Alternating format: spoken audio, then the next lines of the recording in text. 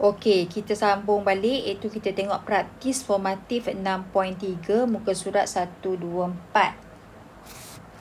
Okey. Tengok soalan tu. Soalan yang pertama. Apakah yang dimaksudkan dengan pendebungaan? Pendebungaan tu benda apa? Pendebungaan tu apa? Ada dalam buku teks. Ada dalam buku teks muka surat 120. Okey, ada dalam buku teks. Okey, settle. Nombor 2. Pendebungaan sangat penting untuk memastikan pembiakan dalam tumbuhan berbunga berlaku dengan jayanya. Terangkan kenapa pendebungaan sangat penting. Sebab jawapannya pendebungaan tu itu membolehkan butir debunga dipindahkan dari anther ke stigma. Mengapakah pendebungaan sangat penting? Pendebungaan itu sangat penting sebab pendebungaan itulah membolehkan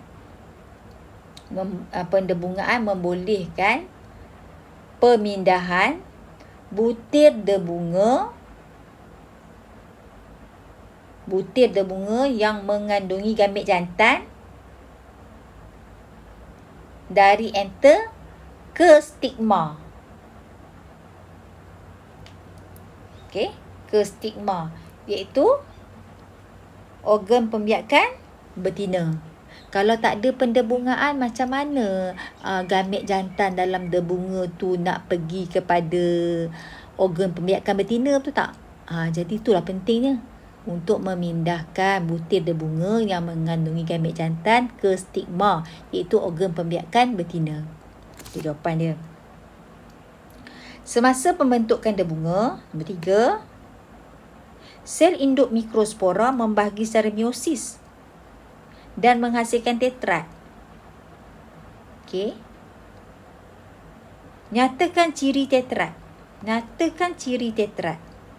Kalau boleh ingat balik yang cikgu terang tu ciri tetrat. Apa ciri tetrat? Okey, kita tengok balik. Ada di muka surat, kalau kamu nak tengok buku teks, ada di muka surat 117. Apakah ciri tetrat dan kepentingan dia? Ciri tetrat. Kita tengok. Kalau lupa. Ciri tetrat.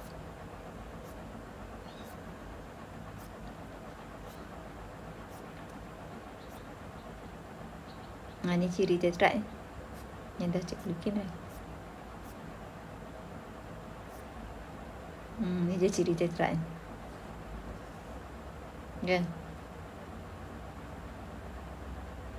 Sel induk mikrospora, kita zoomkan, kita ambil satu ni. Okey, selepas ni. Okey, kita zoomkan satu. Sebenarnya banyak tapi cikgu zoom satu saja. Okey, zoom satu dan selepas dia buat meiosis, dia akan menghasilkan 4 sel mikrospora yang haploid kan. So apakah ciri dia? Ciri dia sel tetrat adalah haploid. Ciri sel tetrat tu dia haploid. Apa kepentingan dia haploid? Apa pentingnya haploid ni? Kenapa kena jadi separuh? Untuk mengekalkan bilangan kromosom di dalam zigot selepas persenyawaan. Tu tujuan dia.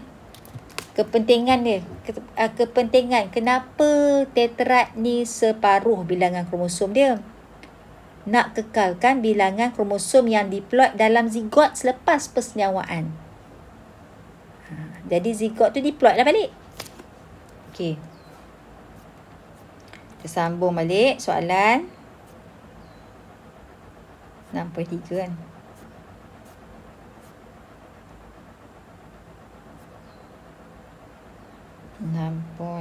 Okey, nombor 4.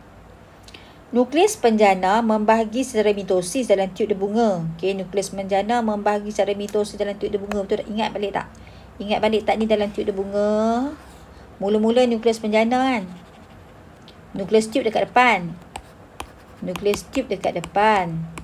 Nukleus penjana ikut kat belakang. Nukleus penjana. Betul tak? Dia duduk kat belakang kan?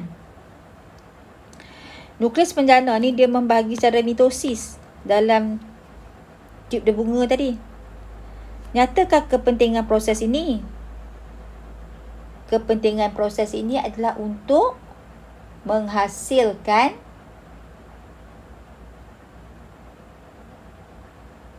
apa? Untuk menghasilkan 2 gamet jantan. Last sekali nukleus tube turun bawah. Ni nukleus tube. Yang nukleus penjana tu sambil dia turun ke bawah, lalu ikut tube dia bunga, dia akan membagi secara mitosis menghasilkan 2 gamet jantan. 2 gamet jantan. Inilah kepentingan dia. Kepentingan dia adalah untuk menghasilkan 2 gamet jantan. Okey, nombor 5. Sel megaspora mengandungi 8 nukleus. Sel megaspora ada 8 nukleus. Macam mana boleh jadi 8? Kenapa? Kenapa sel megaspora ni boleh jadi 8? Ni, kat sini. Ada ni. Dia buat apa?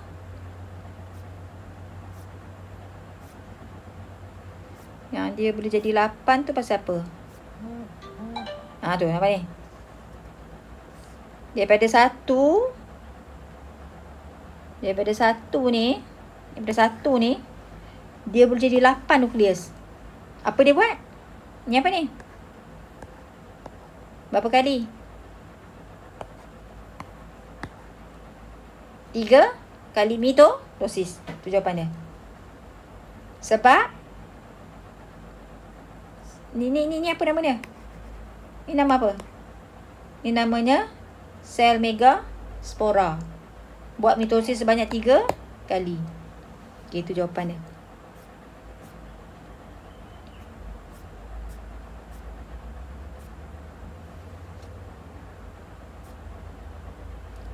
Dan nombor 5 dah habis kan? Nombor 6. Nyatakan peranan persenyawaan ganda 2 dalam memastikan kemandirian tumbuhan berbunga. Apakah fungsi persenyawaan ganda 2? Fungsi persenyawaan ganda 2, jawapannya ada di muka. Okey, ni kat atas ni ada. Persenyawaan ganda 2 fungsinya adalah untuk menghasilkan. Okey, persenyawaan ganda 2 tu maksudnya satu gamet jantan akan bersenyawa dengan satu sel telur menghasilkan zigot. Zigot kan? Ni zigot ni.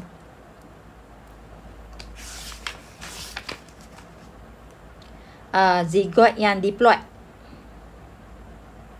Tengok muka surat 1, 2, 3. Persenyawaan ganda 2. Persenyawaan ganda 2 menghasilkan dua benda. Pertama, dia menghasilkan zigot yang diploid. Okey, zigot yang diploid ni lah yang akan berkembang menjadi biji benih.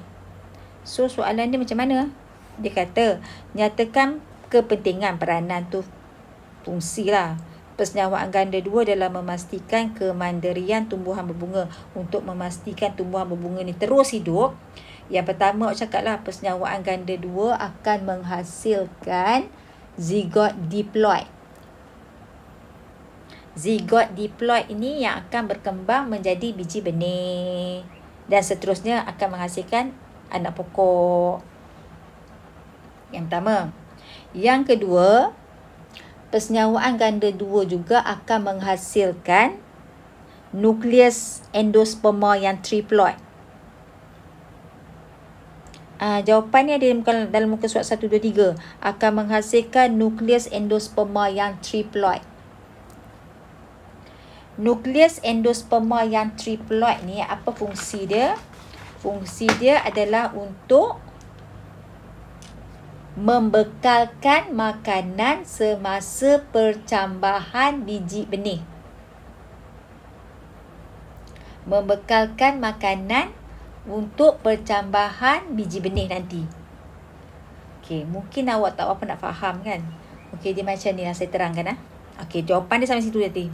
Ini saya terangkan. Paling senang awak tengok biji benih jagung. Jagung. Kalau kita nak tanam jagung, mesti kita ada biji benih kan.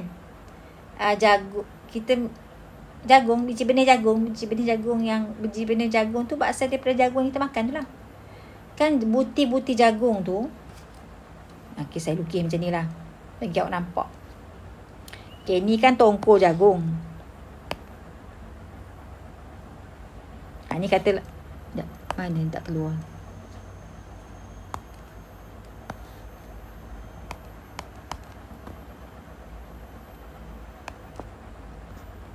Tak keluar colour.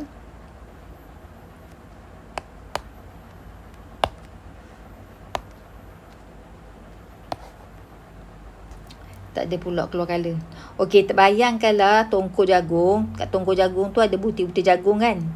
Okey, dalam butir-butir jagung tu, awak perasan tak dekat dalam tu ada satu benda yang kalau kita makan jagung tu, dia akan melekat kat gigi kita tu. Ada yang warna kuning kecil kat dalam tu. Yang tu lah zygote diploid. Saya nak tulis kat sini, pen saya pula tak keluar. Tak tahu kenapa jam pula ni. Saya stop dulu.